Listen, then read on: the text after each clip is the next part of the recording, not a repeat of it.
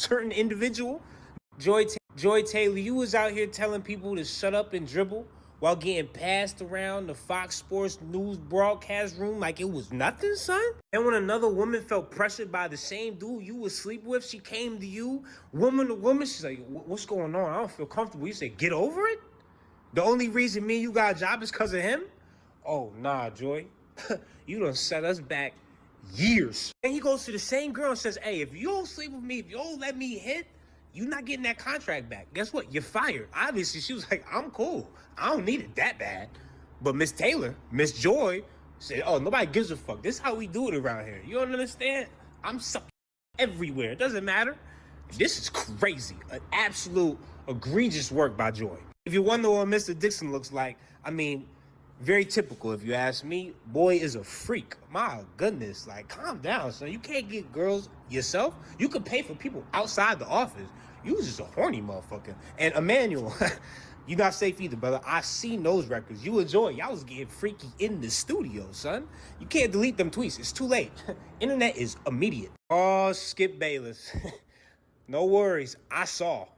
A lot of people, they try to leave you out because the Joy Taylor shit is just shocking. But you, wow. Whole nother level horny. You offer her $1.5 million to sleep with a certain individual? No. I knew it. I knew she was a skis. I knew Joy was a skis. And I knew it was something off about Skip. Bro, you offering wait, hold up, y'all hear that?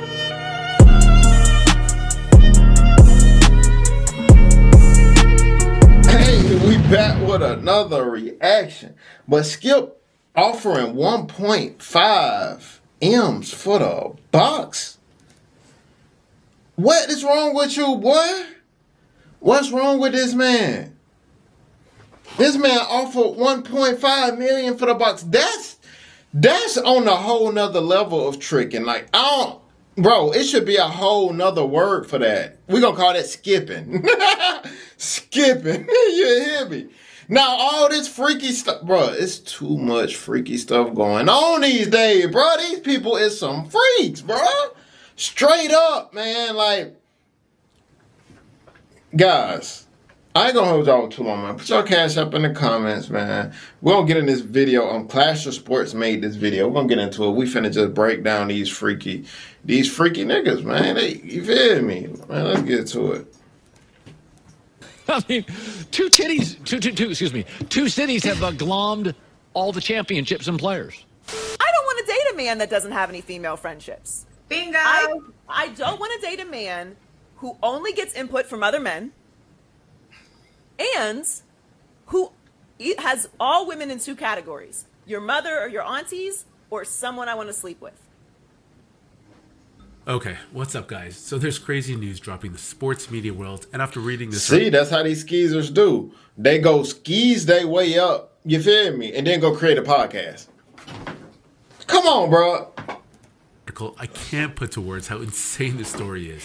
So there's a 42-page lawsuit obtained by Front Office Sports, where a lady by the name of Nushin Faraji worked at Fox Sports from 2012 until last August. And in this lawsuit, the defendants listed are FS1 the company, one of their executive VPs, Charlie Dixon, FS1 host Joy Taylor, and the one and only Skip Bayless. Okay, so basically, it's an SA lawsuit where the victim alleged that FS1 EVP Charlie Dixon grabbed her by the butt at a West Hollywood party, but when she told this encounter to Joy Taylor, Joy allegedly told her to get over it. Next, the lawsuit mentions Skip Bayless, and I'm just going to read this part of the article where she claimed that Skip gave her, quote, lingering hugs and kisses on the cheek while putting his body against hers and pressing against her breast. The single mother alleges So she told Joy, and Joy just going to tell her to get over it. You feel me? That shows you that Joy like, hey, this is how I work. This is how I get down. You feel me? Bro, skeezer. I knew it was some skeezerous about her. You feel me? repeatedly told Bayless she was not interested in him and did not date at work. She also claims that she told Bayless she was suffering from ovarian cancer after developing issues with her left ovary in an effort to halt his advances.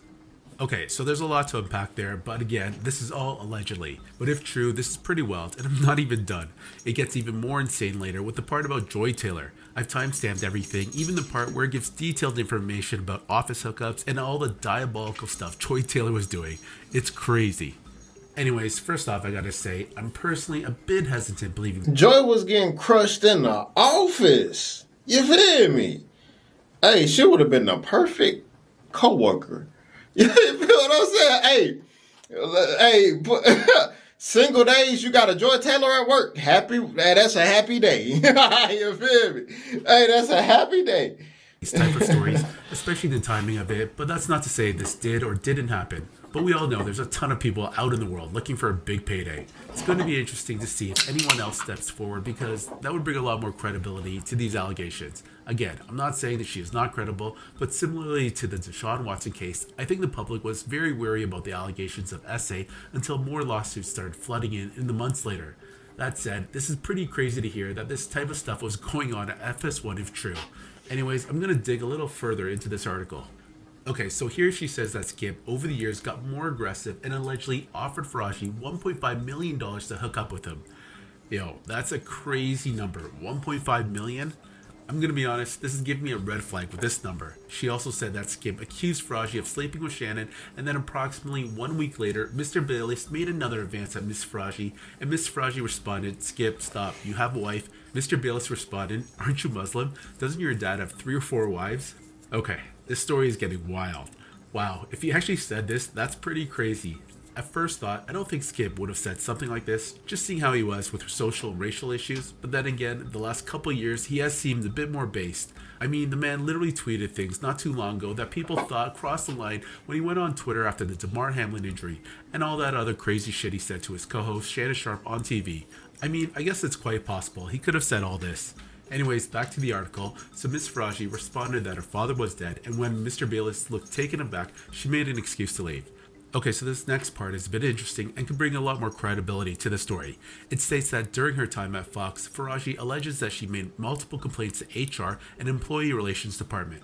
That's actually pretty big because then there's documentation from her employer, FS1, that she addressed this with her company. It's one thing if she just brings out this lawsuit out of nowhere, but the fact that there's years and years of documentation makes her story a bit more believable for me.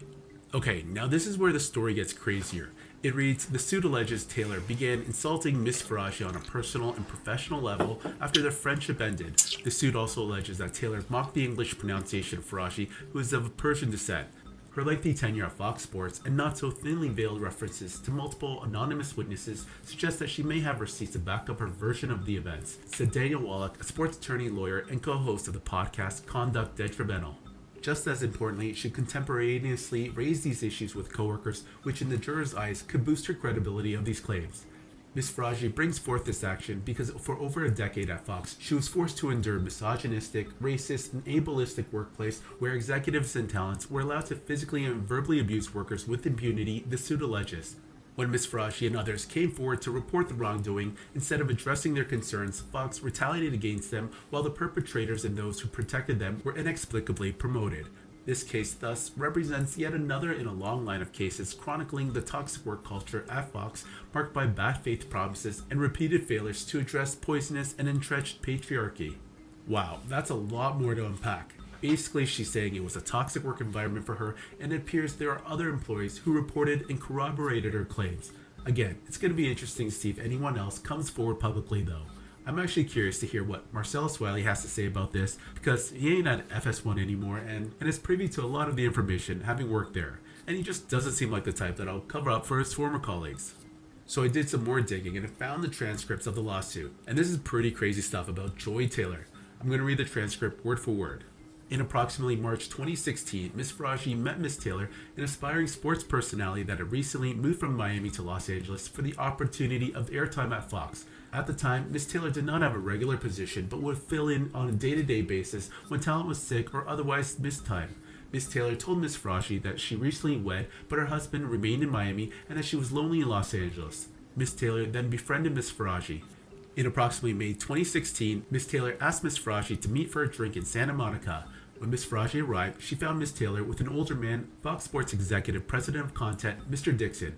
As Executive VP, Mr. Dixon is responsible for overseeing all content and production on FS1. Ms. Farashi, however, did not know Mr. Dixon.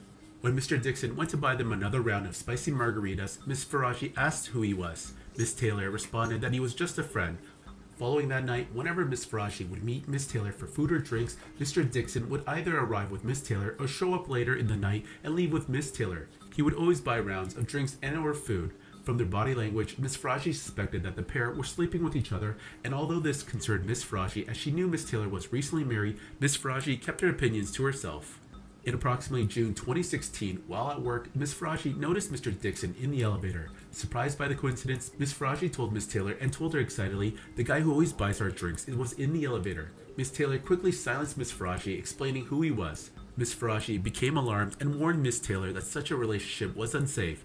Ms. Taylor told her not to worry about it. Ms. Farashi continued to be friends with Ms. Taylor, but tried to distance herself as she considered the situation dangerous as well as morally wrong, as Ms. Taylor and Mr. Dixon were both married.